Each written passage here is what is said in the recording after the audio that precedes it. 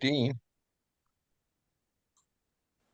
Hey, everybody, welcome to the November edition of the Napa County Fire Safe Council Leadership Meeting. Thank you all for being here, for taking the time out of your day.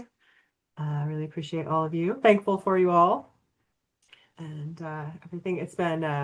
We'll talk about this in a little bit, but I've been assisting with the Firewise community renewals and applications, Pope Valley, getting those going. But it's been such a treat to get to see what everyone's been doing over the course of the year. And I know sometimes it feels like it's not a lot, but you guys are doing amazing work and it's really making a difference in your communities, but also countywide. So everybody give themselves a pat on the back. And yeah, thank you again.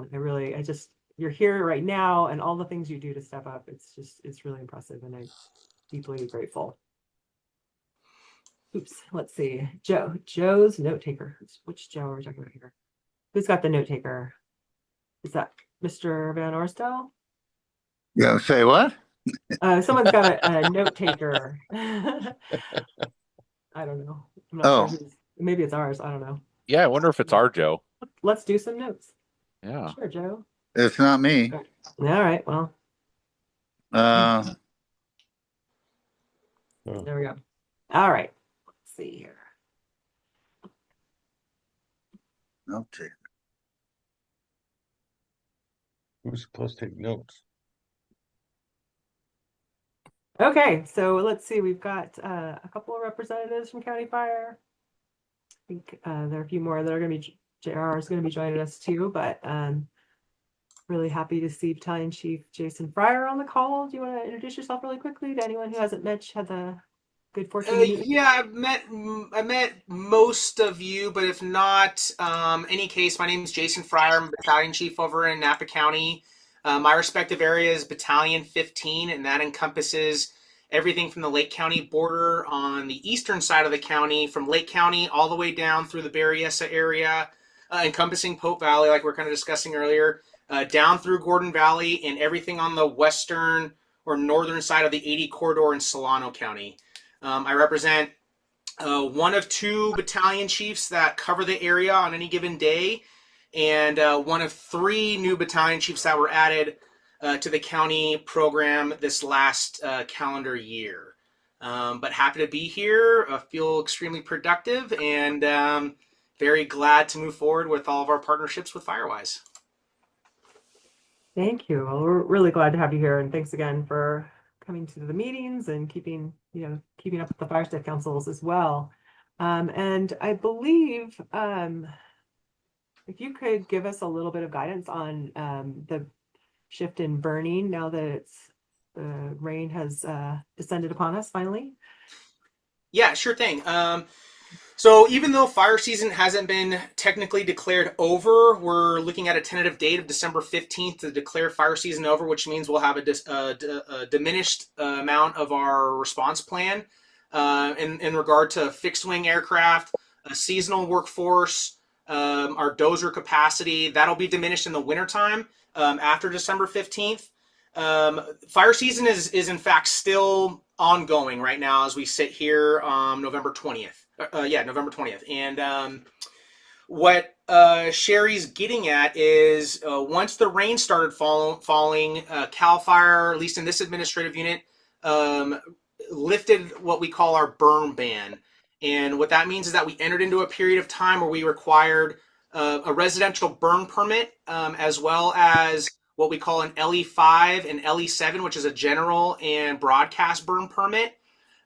Section of time. That only lasted about, I would say, 3 or 4 weeks until another press release came from our administrative office that said that we do not require our LE32s, our residential burn permits anymore. General burn permits, the LE5s are our typical one that we see now in this time of year, are a larger agricultural type burn permit that exceed the 4x4 size. And LE7s, which is a broadcast burn permit. We still need to see those permits when people are out there actively reducing their fuels on a larger scale. Those burn permits can be acquired through our online process. You can look it up online through the Cal Fire website, and then every permit or every application that gets submitted online, it runs through either myself or Chief Wetstein's hands in this geographic battalion. So we have accountability for who's out there burning on a larger scale, and some of those require site visits. Not all of them, but some of them may require a site visit, just so we can go out there and give some professional recommendations so that fuels are reduced in a safe and timely manner. So, but that's right now. We are in open burn season, so Cal Fire doesn't require a burn permit other than the LE 5 and 7 for, again, bigger burns. But then we also still recommend that everyone follows and adheres to the overgoverning Bay Area Air Quality District permitting regulations, which is a different entity other than Cal Fire. So highly recommend that those are required when burning, as well as any other specialty districts which aren't in Napa County. Those are going to be more for Solano and some other outlying districts. So, but that's where we're at with our burn status. Thank you. That's helpful. Good to know. Yeah, and we kind of spoke on it last night when we were finishing up the meeting last night. I think that it is of my opinion that working through the fire safe councils, it might be a really good avenue that we can use to give these press releases to the fire safe council so that it could be disseminated amongst the communities and maybe a more grassroots effort than what we typically see, because there is a time lag between when people actually get a chance to fill these burn permits out and then they can actually utilize them. And there, like I said, we do have time frames in which the notification or the press release comes out, and then when people are actually adhering to whatever stage of burning status that we're in. So the fire safe councils, I think, are going to be a critical component to that moving forward. It's a great reminder. Thank you. And we can make available burn guides if anyone in your fire safe council is interested in that. Sonoma County put together a really good one a few years ago. We've adapted it for Napa County. We haven't updated it for this year yet, but it does kind of give a play-by-play for the steps people should take for doing responsible burning. Yeah, and I'll put the links in the chat too, so everyone can access it through there as well. Fantastic. Thank you. Well, And we always add those chat links into the slide deck, so you can look forward to seeing those. So don't worry that you have to gather them right now. We always copy and paste everything to the last slide of this deck. So in case you missed anything, you can get it when we send out the presentation later. Okay. I see JR on the call just now. But he did give us a kind of a proposed schedule, and we talked about it, I think, last month a little bit, but for the chipping schedule for next year. So this won't be until next spring, but if you guys, as you're making plans for events and if you see some time that you plan to be doing something in your community that you would love to have chipping dedicated to your fire safe council, now would be a really good time to surface that, and we can pass that along to JR. You can send it to him, but just to let him know so that they can kind of schedule out the basic plan for chipping for next year. Yeah. Oh, can I make a quick comment on burning? Yeah. Just last night it was talking about, I think Emily brought up the point because, well, most people here live off the roads and we can't get our piles all the way down to the roads and stacked up, which is that's not true. As long as, I think, Jason, I think you mentioned that said, well, if we can get up your driveway and turn our rig around, well, fine. We'd rather have it be off the road because then we don't need to control traffic. That should be disseminated, or I think people are mostly unaware of that. Yeah, I agree. Again, the chipping program, I think that their main goal is to be able to get out there and eliminate as much fuels as possible.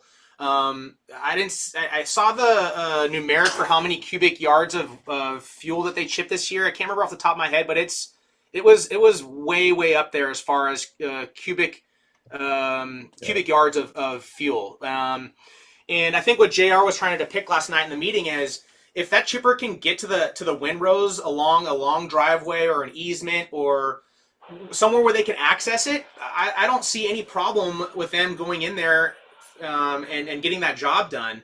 I think the numeric or the point of contention that I think we're all discussing is piles or windrows that are off the roadway where they're going to be accessing private property.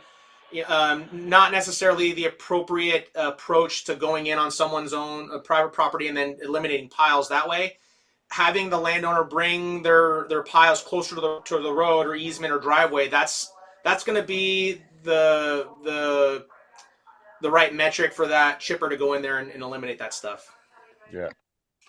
Yeah, I don't know. I don't know that it's really clear that people know where you can actually do a pile for chipping. Because it's hard to identify specific areas. And I've heard from at least one person who said that, oh no, they wouldn't come up their driveway to chip. That was several years ago, but. So it would be great if there was clear guidelines on exactly where you could stack stuff for chipping. I think that's a great point. Thank you, Dan and Phil, for bringing that up. And that was news to me too. Yesterday that they are chipping. The truck that pulls the chipper is 4-wheel drive, and so as long as they have a safe enough turnaround, they can make it up some pretty steep driveways. But what is the threshold, and what's allowable would be really helpful to know. And also, I mean, I know we've had issues with people wanting to use the chipper, but their only option would be along a roadway, and since we don't have traffic control through the chipping program, that's not safe. So but there could potentially be other options if they knew that they could use their driveway and turn in. So. Yeah, I think the county's open to creative ways to get that chipper in there. That might need to be discussed when individuals are signing up for the chipper program. They can definitely make a phone call and reach out to the program lead, which is Mr. Rogers. Which I don't know if he's on the call or not tonight, but those certain circumstances should probably be discussed so that whoever's managing the chipper that day has a heads up as to what they might be going into.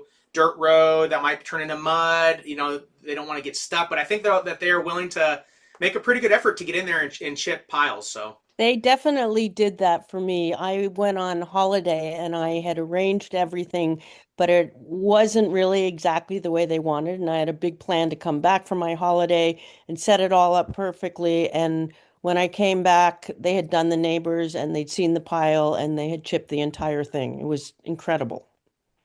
Yeah, good to hear.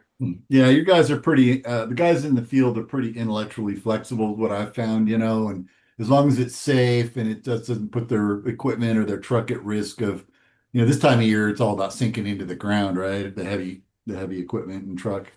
But they've been great, and I've got my designated areas I use for chipping on our place, and they just know what they are. So that's helpful too. So not like make up new areas that are more challenging. I mean, it's kind of sometimes ends up being a field judgment call on the part of the guys doing the work. Right. Yeah, 100%. And they do work it, they're not afraid to give it a go, but they good judgment is what I like.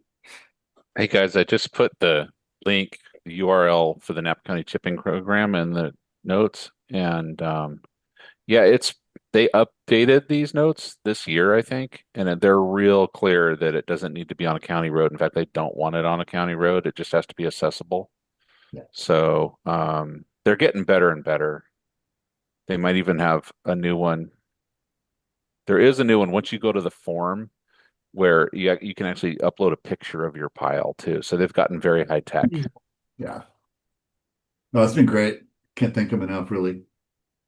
And if you have all seen the dashboard that JR put together for chipping by Fire Safe Council for this year. If not, we can put a link to that again. And that was just for the Fire Safe Councils. It wasn't a public document, but it is really interesting because now you can see like what the time frame was and when the different piles were picked up and how many people participated and the volume, which was really helpful. Again, back to the Firewise USA reporting, much appreciated.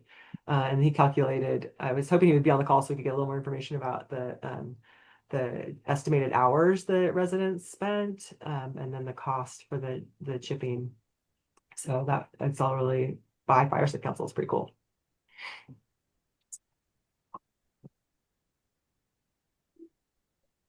Okay. Well, I don't, any other chipping issues or questions? I don't see Eric on the call, but I think we may have thrown people off a little bit with the jump to Thursday. But we figured you probably had other plans for next week, possibly with Thanksgiving and all. So That's great. yeah, thank you all for being here again. Yeah. Okay. So it's time for updates. So as you guys are all familiar with, we're kind of famous for our roadside fuel treatments, and this year we're waiting for some PG&E projects to wrap up, and we're waiting for some public works projects to wrap up. So that's why there's been kind of a delay in seeing any of our projects on the sides of the roads. But we did start Soda Canyon this week. Glenn, I know they started at the very end and they're working their way back towards you. And with our budgets, we are not treating like the entire road. We are looking for the worst areas. The jackpots is our casual term for it. And we are getting very precise vendor bidding quotes and then getting the absolute best value we can for Napa Firewise, for Napa County, the funder. And so it's a lot more work managing the projects on our side and planning for them, but it's a lot easier to run once the project gets going. So it all washes out. So Soda Canyon, Atlas Peak is going to start next week. And then we are also going to be working on Mount Veeder Road, Oakville Grade, Dry Creek, all the way to the county line. And then for those of you up on the Mount Veeder area, we're about to award the Hogback Ridge project, which is a 200-foot wide shaded fuel break all the way from Trinity Road along the county line down along a spur ridge to the Carneros Highway. So it's a super exciting 200-foot wide, relatively straight, so we can bomb it from the air and stop fire going back and forth between the counties, fire fuel break. The historically, almost all fires go from Napa County into Sonoma County. It's not funny. It's Yeah. terrible, but you know what I mean. But there was the one fire, the Nuns fire, that actually came from Sonoma and worked its way back down into Napa County, and the losses were terrible. So fire knows no boundary, and it's really good to get these fuel breaks in. Speaking of which, the big success story since we've all spoken last was the Picket fire. And let's see, I got to send a request to share my screen here. It looks like Sherry's going to be giving me permission. Maybe. I'm so used to Teams, everybody. I'm sorry I'm not like super smooth here on Zoom, you know. But let's see here. I think I'm sharing that now. And then can you guys see what looks to be like a slideshow? Yep. Okay. And then is it full screen? Yeah. Now okay, good deal. So this is my famous slideshow where I start, like in the beginning of the year and I go to the end of the year. So I think this is about where we left off last time we all spoke. We've been doing an awesome project up in the city of Angwin, the town of Angwin, called the PUC, which is Pacific Union College, WUI, Wildland Urban Interface Fuel Reduction Project. And the Pacific Union College has a really big couple of parcels with, I think it's 150 homes that they border. And so we're doing incredible mastication and fuel reduction treatment up there, funded by Napa County and with a lot of assistance from CAL FIRE up there, helping drop trees and buck up logs and build burn piles. And so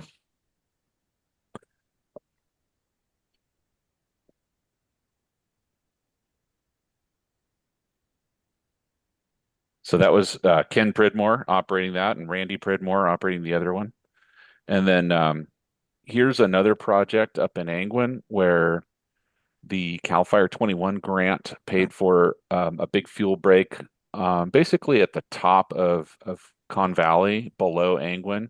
and it connects from the Four Corners area over towards Las Posadas State Park. And here's where the water supply for Crestmont, we were able to drop hundreds of trees and burn hundreds of burn piles, and then they have now done the right thing, and they're taking over the maintenance of it. So they hired these guys, Fuel Fire Break Designs. You probably know them, and they're out there working on the grass and the bushes themselves. So even though we did the heavy lifting with the CAL FIRE money, the landowners are taking over and maintaining it, which is a perfect scenario instead of letting it go to hell. So, we did talk about this last time. So we did the Highway 128 Tubbs to Sonoma County line. There's an after picture, nice and clean, space between the fuels.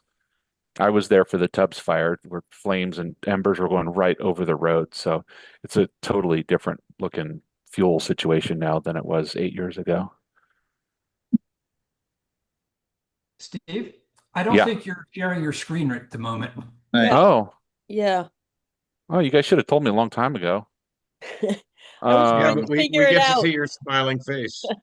Well, it shows it on me No, that I'm sharing it. We're And seeing you slideshow, full screen. duplicate, slide, swap presenter view and slideshow. Do you see that now? It was sharing when I jumped on. you turn your picture on. Oh God, I hate Zoom. Um,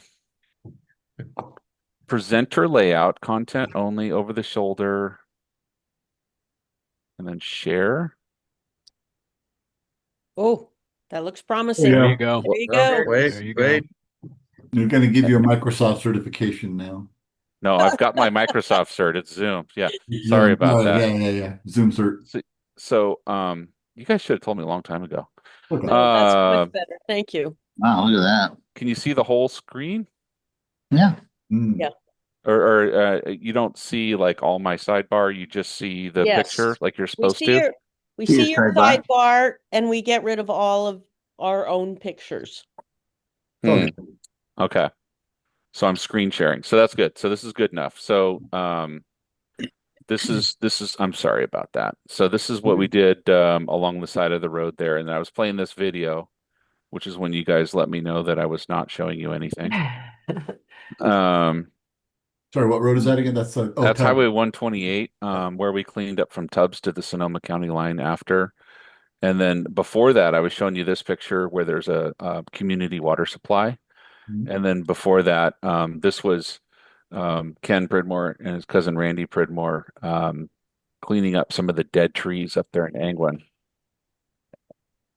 Great.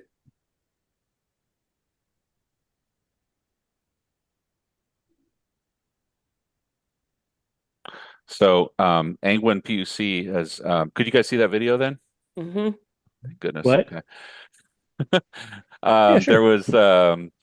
There was Totally. 2 Firewise pieces of equipment, and PUC sent out 2 of their staff with their equipment. It was just been this incredible partnership where one thing we're really good at Firewise is turning $1 into $4 or $5, and so the amount of work we're I getting didn't think done. your thing was your other outfit is cute.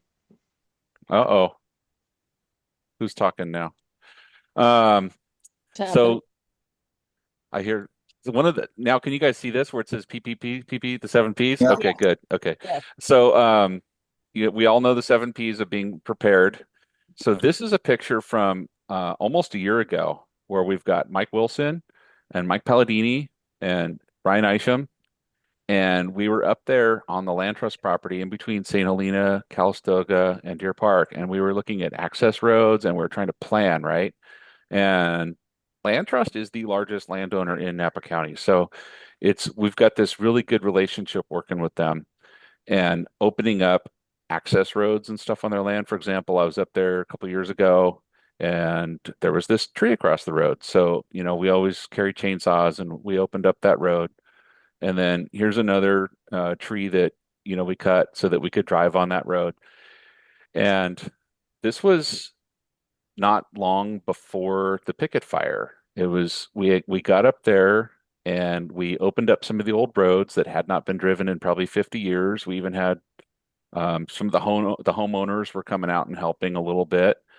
And 2 months after we opened up these roads, the picket fire started. And firefighters were dragging hoses, hiking up, et cetera, et cetera.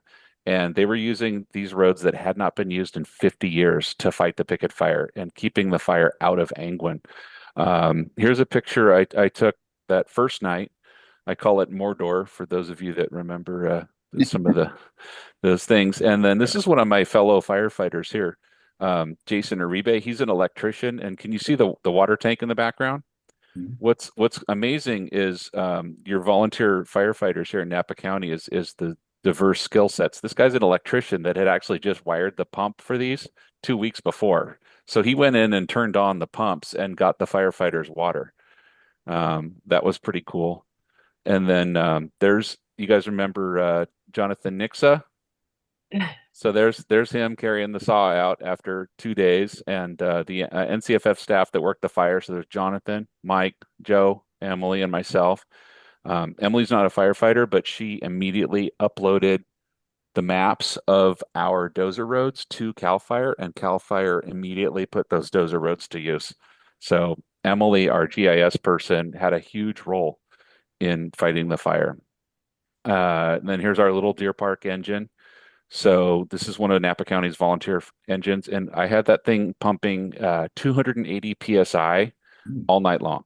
Wow. And so really cool setup. It's a auxiliary hydraulic pump powered by the engine. So the engine was only spinning at 1100 RPM, Wow. and it was giving us 280 psi. So that's what I did all night the first night. And then here's a picture after about 3 days in. How big that Etna Springs is probably underneath there from those of you in Pope Valley. And this is from Deer Park Road looking north. This is what it looked like up there right after the fire. So all of the dead trees that had been killed in the glass fire, it was a jungle gym up there of just dead trees everywhere. It was bad for people, bad for wildlife, bad for everything. All that dead stuff got burned, and it's clean now, and it's already growing back. So I'll have pictures next time of the brush coming back. There's a down in the distance, southern Calistoga. One thing that was really cool, this is up Etna Springs Road. Land Trust had gotten a CAL FIRE grant in 2023, and they treated underbrush. They got rid of all the underbrush under these trees in this one area, and the trees all lived. Whereas another right next to it, adjacent to that, there was no underbrush thinning, and it was a moonscape. Yeah. So it was really cool to see. I took somebody from Sacramento up there who wanted to see if the grant funding that CAL FIRE had provided in 2023 had any effect, and it was just plain as day. Where the fuel treatments were, the trees lived. Where there was no fuel treatments, everything died. So that was extremely rewarding. I'm going to have more slides next time we talk because we're getting going on a lot of projects, but that was it for my update. I just wanted to share with you guys how effective our projects are in real life, both roadside projects and landscape size projects. So sorry for the tech issue earlier. I genuinely thought I was sharing my screen. Okay. Big deal. Thank you. Steve, thank you. I had one quick question on the picket fire. What has happened with the recent rains in terms of the picket fire burn scar? But do you have any sense of the level of erosion or? I haven't seen anything. A lot of us probably get the little warnings on our phones, like from the National Weather Service, to watch out for slides and stuff like that and flash flooding. But this side of the hill, as you guys know, are all really porous rocks, and the water just kind of goes right into this. There's very little problems. It's just beautiful. And so the brush is already starting to come back. I'm already seeing patches of green up there. I haven't seen any landslides or anything like that. And then the creeks they're flowing pretty clear. There's not like mud coming down. It's pretty clear water coming down Dutch Henry Canyon and all that. So yeah, it's pretty exciting. I don't know on the Pope Valley side. Is anybody out there by Etna Springs? Has anybody looked at the creeks or anything like that out there? Well, the creek, all the creeks are running. Hope Creek and all that are running pretty hard right now. So Yeah. Do they look like chocolate milk or are they nice and clear? actually, I was down at Pope Creek just the other day and it was still clear. There you go. So it's not pushing a bunch of stuff yet, but I assume when it really starts raining, we'll have some mud. Yeah, we'll see. It's these volcanic soils are pretty amazing. It's not like the Mayacamas where it's a lot more of those kind of black, high organic content soils. Those Yeah. those things are, ugh, God, when it rains on those without grass, it's a problem. So It's probably like a big credit to the Cal Fire crew because I know following the fires, all of the work they do to restore the roads and putting in water bars, all that kind of stuff is hugely important. So thank you, Cal Fire, for that work. yeah, they did incredible rehab work up there. I think they worked for a full month after the fire was out, or maybe at least 3 weeks. And they actually hired us to have Randy Pridmore clean up some of the roads after the incident. And so Randy's really good at putting in water bars and rehabbing roads that have been stricken by fire. And he removed a little bit of debris too. Like there was one area driving up Dutch Henry Canyon Road. I was going up towards Etna Springs, and I couldn't get my Jeep through there because there was so much brush. And Randy came through and opened it up. And yeah, you can drive from Angwin to Dutch Henry Canyon to Oat Hill Mine Road now. There's all those roads have been opened up. It's really incredible. Great. It's good news. It's great news. Yeah. We just got to maintain them now because a lot of these roads, this is ancient history, but Oat Hill Mine Road, which is kind of a famous hiking road now up there in Calistoga, that was actually a county road until about 1980 or so. And there was Jeep clubs and stuff that would drive on it. And Phil, you probably remember some of the stories, but there was actually some fatalities where people would roll their Jeeps and they'd have to go recover them. But the Board of Supervisors let that go and decommissioned the road somewhere around 1980. And no one's driven them since then. So it's been almost 50 years. And so to get back out there and maintain these roads instead of just let them disappear is priceless. Yeah. Yeah, Steve, I can contest to that section of ground a little bit. That was my geographic piece during the picket fire, and it is exactly 8 miles from Etna Springs at the end of it, all the way down to Silverado Trail, and there's still wagon marks from where they used to use that road all the way down, and that was the control line that we used on the picket, as well as the glass fire. So yeah, maybe it is decades old and has been decommissioned, but still highly valuable in our usage of it. And Sure. and kudos to CAL FIRE too, because you guys recognized the archaeological sites up there, the old wagon ruts, and actually made a detour around it and did not destroy the wagon ruts, the arc sites. Yeah. So good work on that. That's commendable. It's a Chevrolet's and UTV show at the max right now on Oklahoma. Well, that's great. That's great. Now I'm having some technical difficulties here too. I was trying to show the footprint of the fire in the orange here. I don't know if Oh, you we can see mine that. now. I can see it at least. Yeah. Yeah. And then I think I jumped back to our slideshow, but Someone has Zoom skills. Good job. anyway, yeah. And then the hot pink are dozer lines. The little lines, squiggly lines through here. You can also see how it touched 4 different fire state councils a little bit into the edge of Angwin here. This is Deer Park, Calistoga, and Hope Valley. So trace Oat Hill Mine Road for people that aren't familiar with it, leaving the city of Calistoga. So, oh no, that's not it. Down the city, the red, sorry. yeah, there. So that's the Oat Hill Mine Road that everyone hikes on. And then you can see if you keep following it up, just like Jason said, that was the holding. So having these roads is amazing. It slopped over in one area up high, but the old Oat Hill Mine Road held this fire. And if it had jumped it lower and earlier, it would have gone canyon to canyon to canyon, like towards Highway 29. It would have been really a much larger fire without access. Yeah, that was a huge point of contention, like you're saying, Steve. Old Ollie told there's no good places to hold anything in there, and then everything leading up to 29, it's really not conducive for a good firefight all the way up into Lake County. So Oat Hill Mine was, like I said, critical. Livermore's, all that area in there. We looked over that very, very closely with a fine-tooth comb to try and figure out where to put our control lines, and the aircraft in Oat Hill Mine were able to get in there and hold it. And then because there's no access or good access to it, it was mostly a hand crew show from then on after that. And then the other points of contention were going to be Schwartz Creek as it came out towards Etna Springs and Pope Valley, and Angwin, of course. Yeah, I can't believe it jumped the Swartz Canyon there, and you guys held it. That was a huge battle, I'm sure. It was a lively Saturday. Yeah. Yeah, I was down there. I did a little pump and roll action down there on that grassy field where it slopped over Etna Springs Road. That was kind of fun to put the practice training into practice. And the fire safe councils again. So a lot of these have been surfaced by locals, but I believe this Harold's Magic Purple Crayon scribbling up here is all historic dozer lines up at the northern end of Pope Valley Fire Safe Council. So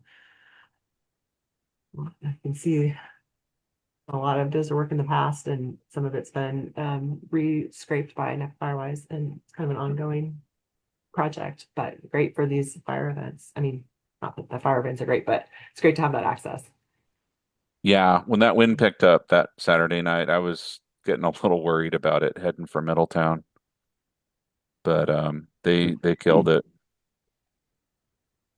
Yeah, the preparation work and a little bit of luck, it really paid its dividends on the picket. And then moving forward, one of our pet projects, at least within the county, is we're trying to, once the ground hardened back up, we're going to try and get tours scheduled with landowners of all these projects, so we can get the engine companies in on these fuel breaks, the dozer lines. So from the most incipient, brand new green firefighter to the most seasoned fire captain and chief officers, we're trying to get as many folks to have visual and carnal knowledge of these fuel breaks, just for the ability to reference. So that everyone knows where these are. They have the ability to pull it up on their tablets on a layer on what we call tablet command.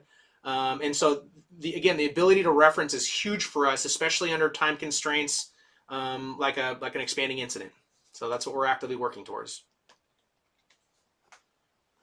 Great, thank you. Okay, and while I've got the map rolling around here, I think we were going to go into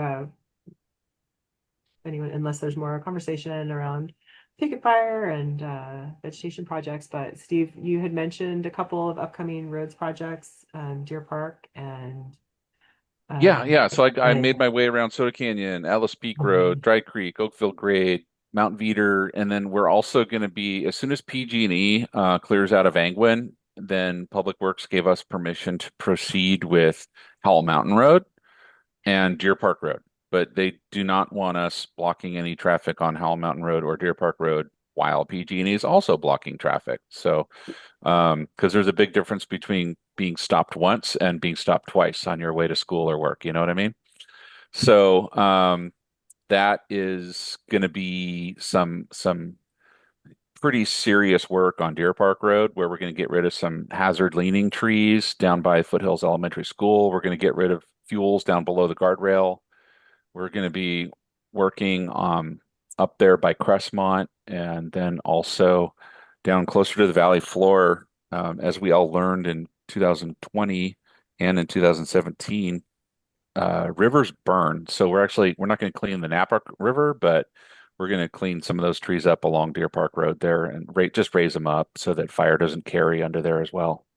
And there's access. So it's going to be a lot better. And then Howell Mountain Road, I mentioned the Angwin PUC WUI project earlier. That has resumed as of last week because it became safe to masticate again. it's really dangerous during fire season to use masticators. And so Randy's up there continuing our mastication work. And then we're also going to be doing herbicide treatment to the broom up there and knocking down some of that it's French broom up or Scotch broom, I think. I don't know. I think it's French broom. And the we're going to knock some of that down systematically based on the various seasons. We're going to do it in a really smart way. And then we're also going to get rid of some of the fuels behind the PUC college dorms. And then that section of road by Hill Road and everything is going to be just light years better. So people driving through the town of Angwin are going to really notice the work. The before and after pictures are shocking. You can't even tell it's the same road. Soda Canyon too. You maybe mentioned earlier. Which one? Soda? Yeah. Yeah. Soda's the same thing. We're gonna, especially that canyon between the mailboxes and Glenn's house. Not because it's your house, Glenn, but that's just that's a reference. So yeah, that canyon is going to get really cleaned up because that's a great place not only to help protect residents, but it's a great place to catch fire because it's a canyon. Yeah. And so just like we had the old fire 3 years ago down there on Soda Canyon Road, that almost popped its way over the hill and down into your canyon. But having these strategic fuel breaks is really handy. Yeah, no, we've been looking at that area for a while, and Snowmageddon didn't help it at all. And No. I'm just happy for the neighbors that have to either make egress through there one way or the other, depending upon where the fire's coming from, or just the neighbors that are sort of in that are affected. And it affects a lot of people, from that sort of standpoint. Yeah. And other fire safe councils, you wouldn't know this, but the Soda Canyon Fire Safe Council, it's one of the big questions that everyone that lives on that road has is when I come out my driveway to evacuate, do I take a right or do I take a left? Because, in a normal situation, you'd want to drive out of the hills and down into town, but on Soda Canyon Road, it might be smarter to head up and into those vineyards in Foss Valley. And then you could either hang out in the vineyard or you could go back to Atlas Peak Road, or you could go over to Pritchard Hill, but you're going to be safe in the vineyard. So, having that road clear between all those homes in the upper half of Soda Canyon Road and those vineyards, that kind of temporary refuge area, if you will, is a super smart strategy for life exactly, and property. In 17, Yep. Life and I were, the logical sort of first conclusion is, oh, we'll just go down the hill. But then if you think about it, no, that's where the orange glow is at that moment. And if the tree goes down before or after you or at the same time, now you're stuck. So don't go towards the glow, go towards the vineyards in the back, and the gate to the Antonori property was open. So we're hanging out by the big 40-acre pond, and there's a whole lot of other stuff. But yeah, then 40 other people, and then the chopper, and there's a long story. But yeah, no, that was the right move. And knowing the right move is situational awareness and letting people know too on the road. Don't immediately think you need to run into town and take the risk of your life to go through an orange glow to get there. Stay away from that. Yep. There's other choices. So it's good to run through those scenarios and be prepared. Absolutely. Yeah. And then I saw, let's see if he's still here. Yeah. The JR, we got to talk earlier about the chipping program, and I sent them a link to your website, and we talked about how you actually don't want it to be on a public road because you guys do not do traffic control. But since JR's here, did anybody have any more questions about the chipping program? And Sherry already showed your map about how you're going to start out in various estates and then move your way up to Angwin by April 20th, I think, and then Deer Park April 27th and whatnot. But anybody got anything for JR? Actually, JR spoke at our Pope Valley meeting last night, pretty much, and that was great. Really well received too. So, thank you, JR. I think he's here. He's muted, but he's probably listening. The poor guy. He's so busy. He's probably on 3 other phone calls. But yeah, okay, Sherry. So what's next?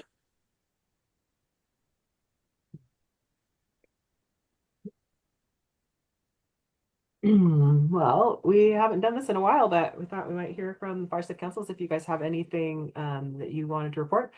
And let's see. And I wanted to throw out a couple quick things. First of all, Carrie, great to see you on this call. We've got our brand spanking new Carneros Fire Safe Council joining us. And I don't put you on the spot like I just did. And Sorry, which one's brand new? Carneros. We have a Oh, Fire that's right, Safe that's right. Council in Carneros now, and it's not colored in on my map. Sorry about that. My map skills need a little help. I did another map with some updates, like Mount George should be Firewise now. Sorry, Cal Valley. Valley's Firewise recognized as well. Pope Valley, anytime now, we'll hope. And so there's some more updates to make, but my rudimentary mapping skills, it wasn't a very attractive looking map, so coming soon. Does anybody else have anything they want to share from their Fire Safe Council? Any news and projects or anything? Yeah, real quick, I Sherry. do okay, after you. Oops, we're all talking at the Hey, same No, time. after you, Rick. Oh, okay, thank you. Just real quick, Circle Oaks has its fingers crossed that our application is going to move forward. And I do have a quick question. Yes. How are folks determining the number of beacon boxes for a community? That is exactly what I wanted to ask. Well, you and I are on the same wavelength here. Like Tennessee was just asking the same question. Yeah, like literally a half hour ago. That is so funny. Yeah. So it depends on how many roads, come in, access points. So for example, Circle Oaks, probably one, right? Well, we've Or got maybe one another road for in. Waters Road. Yeah. Yeah, maybe so. Yeah. And Okay. then for Hennessy, we were talking about how they probably need one at the bottom of Old Howell Mountain Road, so that all those people, firefighters going in. And then there's also Sage Canyon Road, where a lot of Dixon, Davis, Winters firefighters access Napa County big fires. And so it'd be really smart to have a beacon box over in Childs Valley on that side of the Fire Safe Council. So really just imagine like where resources are coming from. And good people to ask are going to be these battalion chiefs like Jason, who know the flow of emergency services. And by the way, I didn't get to mention this earlier, but having, what is it, 6 now battalion chiefs in Napa County is priceless information conduit between the public, Firewise, Cal Fire. It's awesome having you guys. So thank you so much. I did put in a note to Rob Wetstein to see if we could get some sort of guidance on that, because if we have folks or help that comes from the north on the Berryessa side of 121, does it make sense to have something on that side where it has been a little bit more of a road cut in? Rick, to be completely frank, I can't see how it would hurt. And even if you had, in my mind, beacon boxes from a neighboring fire safe council, I can't see why we can't cross-pollinate some of that information as well. Okay. And have information from Circle Oaks up closer to Berryessa Highlands, and then again Berryessa Highlands to Berryessa West. I can't see why we can't do something of that sort either, to try and increase the ability to reference, right? Okay, perfect. The whole fundraising effort that's underway sort of speaks to how many need to be funded, and that's where the question comes from. Right. But going back to what Steve was saying, I think he hit the nail on the head. Major thoroughfares, places that are painfully obvious, I would say, firefighter proof, even if you want to label it as such. Okay. Think of it from that perspective. Makes sense. Thanks. That's a real term, by the way. What is it? Muscovite Corner? You could probably put 3 or 4 different neighborhood beacon boxes there. Yeah. And again, A quick something else question. that to tag and extend off what the beacon box idea is, we have something called cover crew guides, and that's an older term that we've used within the Cal Fire realm, where even if we have a covering engine from Tehama County or Shasta County come to any one of our stations, there's a designated binder that has all of the radio frequencies, gate combinations, pertinent information, main thoroughfares. But we're starting to digitize those documents, so now any one of us that have access to our SharePoints can quite literally scan a QR code and have that same information. And I think that's another great idea to double down on what the information that's in on the beacon boxes and throw some of that information in the cover crew guide. So again, the ability to reference is quite literally at the firefighter's fingertips. Super helpful. Great. Yeah. And just reiterating, as we mentioned on the call last month, and as Stephanie put on the slide here tonight, she couldn't be here with us.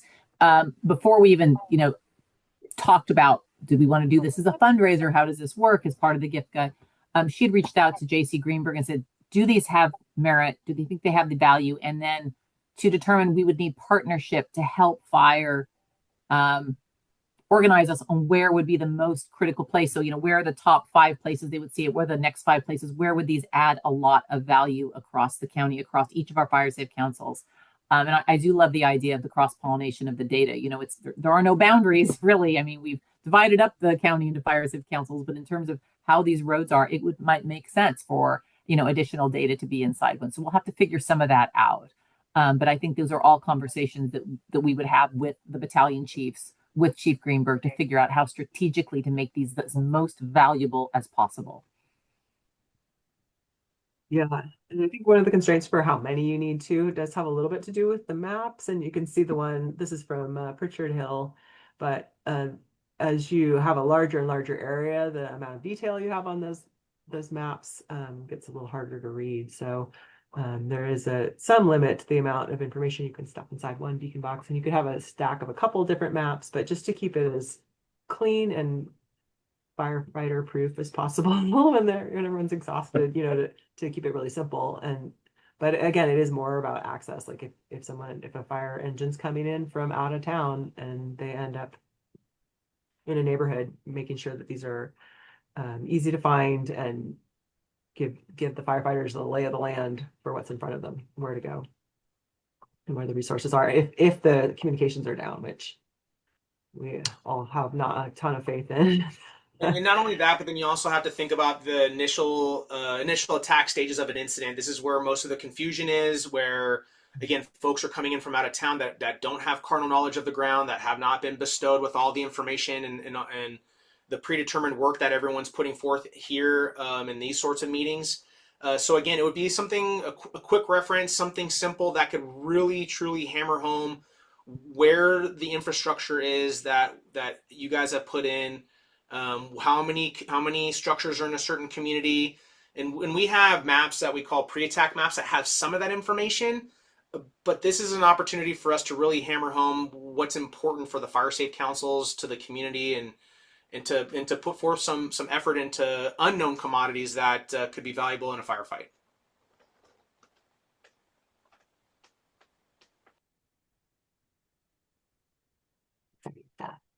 Good stuff. Okay.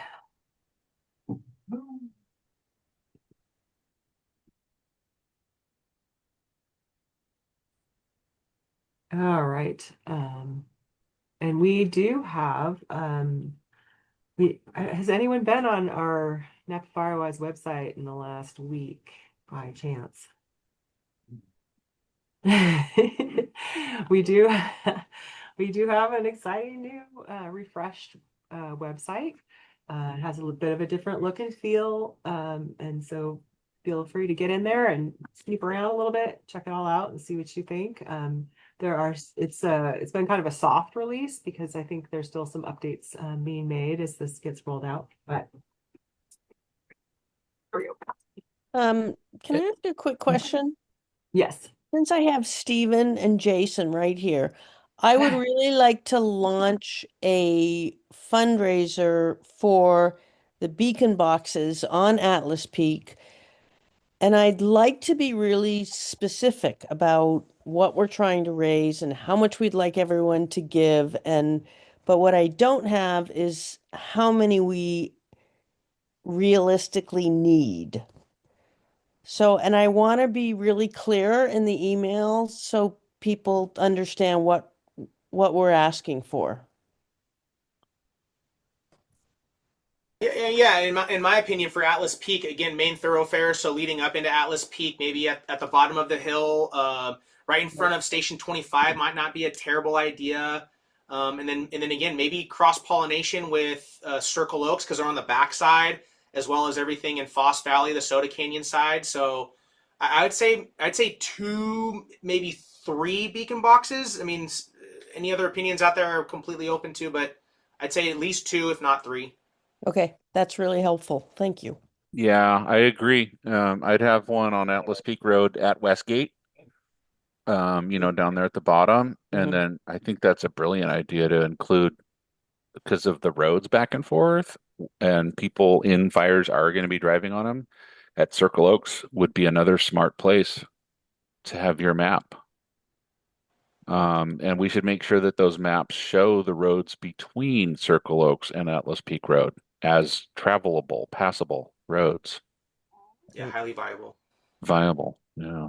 One thing I wanted to add that there's an initiative going on that Chief may be aware about, but there's working on putting beacon boxes in front of all the fire stations and in the Lake Napa unit. So those ones will be, I believe, funded elsewhere. So it kind of be a big adder to the grouping. So Station 25 will get one in front of it, and then we just be a one more in the area to have. Yeah, those are essentially replacing those old notion of having a binder that an engine company has to come in and seek out in the office somewhere, labeled cover crew guide. It's going to be a red box, just like the beacon boxes. Again, firefighter proof, or at least attempting to be. It'd be interesting if, how you gang mailboxes. It'd be really cool if Beacon Box could make one, with like 6 doors or something on it, and then label each door. I have a question. How much overlap is there in the beacon boxes? I mean, I know it's got to vary from area to area, but say if we have one in Pope Valley, does that also include some of the surrounding Tennessee or the areas like that? So Sherry was talking about that, and if you do too large of an area, you lose crucial details. So I don't remember what it is, but there's a certain size that they max out on a certain amount of acres. And that might justify 2 maps maybe, for a larger area. That's a good beacon box question. Yeah, one thing they can do is have like subsets, so they could have like the larger area and then have some smaller maps. There you go. Because you have some far-flung kind of communities, and so if you have like a couple driveways with a number of houses, that could be like a little subset within the map for a section of Pope Valley. But then it might make a lot of sense for the backside of like Hennessy and Pope Valley, to work together and have a beacon box that covers. I mean, the boundary lines between the fire safe councils really don't mean anything in a fire. So whatever makes sense, from a geographic and human geography standpoint would be what would be good ways to collaborate. And that would be true for, the edges of Berryessa West and Capel Valley working together, and Capel Valley and the Highlands and Pope Valley and Berryessa Estates. So there might be a lot of opportunity for overlap there. And Phil, to your point, maybe it might be a point of discussion, since your fire safe council lies within a main thoroughfare that comes from the perimeter of the county. We might be able to figure something out to have more of a notion of like, hey, you're entering into the county through Butts Canyon Road. The main thoroughfare includes these different fire safe council areas, or all these different maps on the main thoroughfare leading down into the valley or towards Lake Berryessa. Just a thought. Yeah, no, we're open to anything. Hey, the in the presentation they did on beacon boxes, it sounded like they did a lot of modeling, and I wonder if it would be worth it to go to them and say, hey, for the county of Napa, how would you model out the placement of beacon boxes around the county in a way that makes the most sense, and maybe prioritize them from, here's some of the biggest ways that the fires can spread, the where the firefighters probably will go, and kind of see if you can't model it out from a larger perspective, instead of each individual fire safe council trying to figure it out. I mean, I know in here in Mount Veeder, we've talked about it. We thought, well, yeah, we probably put here, and here is probably makes the most sense. But it would, to me, it would be really interesting if the vendor, who you would think would have some skin in the game, would be able to model out and say, yeah, here's where they should all go. It would at least be worth asking the question, whoever's dealing with them. Yeah, they do a good job. They get very engaged in the process, along with working with the local fire and the local fire safe councils. So they can definitely advise on, from their experience putting these together. And then we have Brandon was on the call very briefly, but he had an event tonight, so he had to drop off. But he's well immersed in the beacon box world, so he can also help, kind of shepherd things along. Cool. Yeah. Well, I know it's already 6 o'clock, and we don't want to take up too much more of your time. However, I was also happy to stay on for a little bit, but just really quickly, with the Firewise community lookup tool on our website, people can see which community they're in.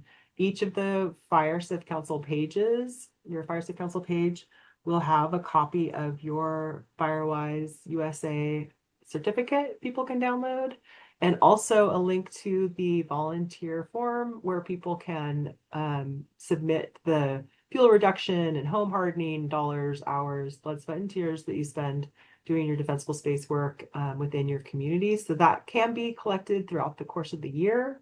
Those forms go into, a copy of them gets sent to the Fire Safe Council leads and to Wildfire Preparedness. And then also we can pull reports from that at the end of the year too, or periodically throughout the year, so we can kind of see where you're at. But but previously finding that form on our website was a bit of a treasure hunt, and now it will be on your webpage. And then, so do take a look around in the website and see if there's, if you have any input. We'll be happy to hear.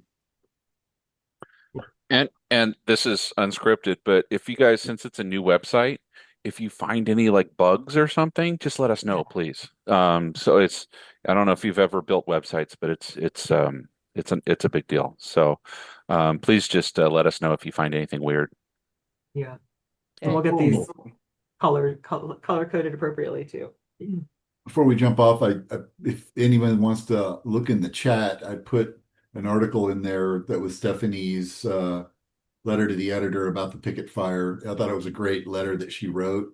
So I put that in PDF because not everybody has access to, there's a paywall for most newspapers, but if you want to click on that, go into the chat, click on it and look at it and save it or read it later or whatever. Just don't forward it, please. But it's got her letter in there. Thank you. Excellent letter. Personally thought it was. I was going to congratulate her, but she wasn't on. So just call. Pass that along. Thank you. That's really helpful. Lori, did you want to touch on the defensible space? Yeah, I want to be mindful of people's time. But again, the Cal Fire grant for our defensible space cost share started out just in the greater Berryessa watershed area. It's now open countywide, so anybody in the very high or high fire severity zone, property owners can apply, residents can apply for this $3,500 cost share, like a rebate program. So if you were to participate in the program and spend $2,000, you could get $1,000 back. If you are income qualified and you spent $2,000, you could get the full $2,000 back, up to a ceiling of $3,500. So it's really designed for education for people to really get this evaluation and understand how to start addressing wildfire resilience on their property. It's not a maintenance program, so we can't, fund people year after year, but it's really to get them started to use a risk lens in seeing their property and saying, oh, these are all the things I need to address, and give them some seed money, if you will, to get started on that resilience. Cool. Thank you. And along with that, we did set up a program last year where fire safe councils are sponsoring the upfront funds. Some people don't have the money to be able to pay the contractor upfront to do the work. If they are income qualified, they can get 100% reimbursement. So in some cases, we had a fire safe council sponsor to pay the vendor in advance, and then they got 100% reimbursement back. So those folks would never been able to participate in the program, and more resilience work got done within that fire safe council. So if that's something you're interested in participating in, please do let me know. We have a few fire safe councils already signed up. Love it. Okay, thank you. I think we did it. Bye-bye. Thank you, everyone. everybody. This is the last meeting, 2025. Thank you so much for being here. Sherry, one last question. Yeah. Yeah. Did we get our application in, or did you get our application in? It's poised. It's going. It's going. Okay. Well, So, thank yes. you very much. We couldn't have done it without we couldn't do it without you. So thank you. Oh, yeah, glad to do it. And Cool. I can't wait for you guys to get recognized too. And circle. I know us. I don't like to be colored white in that map. You know, heading into the holidays, I just want to, say thank you very much from our area here and everywhere to, the staff at Fire Safe and everything you guys do all year. It's appreciated. It's remarkable, frankly, what we're accomplishing as a group, as a community, as a county. So thank you very much. Yeah. Cool. I second that. Yep. Laura, you too. I keep thanking Sherry, but I should need to thank you as much too. So well, you guys are great. The thanks is around to everybody on this call. As other communities throughout the state notice, the Fire Safe Council organization in Napa is amazing. And having your organizations, all of you working together, I know that our Napa County Fire and CAL FIRE appreciates it as well. You are doing amazing work and really driving resilience across your communities. And we truly appreciate partnering with you. We can't do what we do without you. So right back at you. Thank you all. Happy Thanksgiving, everybody. Yeah. Don't eat too Happy much. holidays. Take care. Happy everyone. Thanksgiving. Take care, guys. Thanks. Mm. Lori.